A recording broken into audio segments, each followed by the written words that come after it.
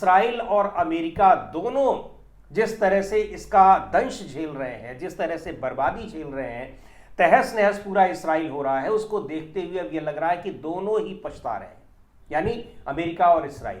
America के राष्ट्रपति Donald Trump तो साफ तौर पर एक बिल्कुल गिड़गिड़ाते हुए अब दिखाई पड़ रहे हैं। कह रहे हैं कि अब इस तरह के तेल ठिकानों पर, ऊर्जा ठिकानों पर इसराइल हमला नहीं करेगा, इस बात की हम गारंटी दे रहे हैं। जिस तरह से यहाँ ईरान के साउथ पार्स तेल फील्ड पर हमला किया गया इसराइल की ओर से, उसके बाद वो कह रहे हैं, डोनाल्ड ट्रंप कह रहे हैं कि इस हमले में अमेरिका की कोई सहमति नहीं थी, हमारी बिना हमारी परमिशन के किया गया, हमने इसके लिए हाँ ही नहीं कहा, हमको पता ही नहीं था।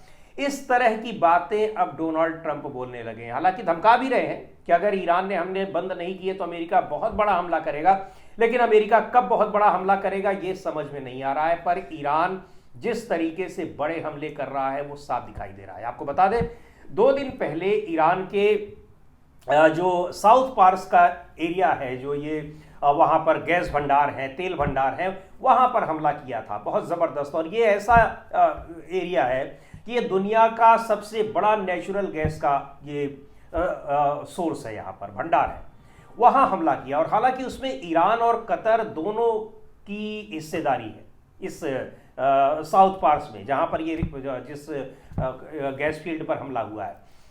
उसके बाद ईरान ने कहा कि हम इसका बदला लेंगे, और ईरान ने बदला लिया। अगले ही दिन जबरदस्त तरीके से कतर का जो ऑयल फील्ड है, औद्योगिक क्षेत्र है रास लाफान, वहां जबरदस्त हमले किए। सऊदी अरब का जो यानबू पोर्ट के पास वहां सैमरेफ ऑयल रिफाइनरी है, वहां जबरदस्त हमले किए। कतर के, कुवैत के कई जगहों पर जो ऑयल रिफाइनरी और तेल के इलाके हैं वहां पर हमले किए।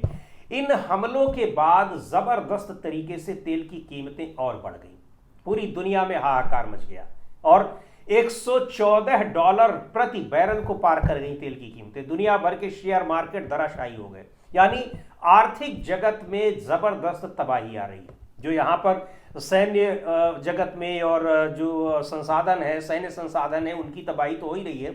यहाँ पर तेल ठिकानों पर जब हमले हो रहे हैं तो फिर पूरी दुनिया में आर्थिक स्थिति भी अब कमजोर होती दिखाई पड़ रही है।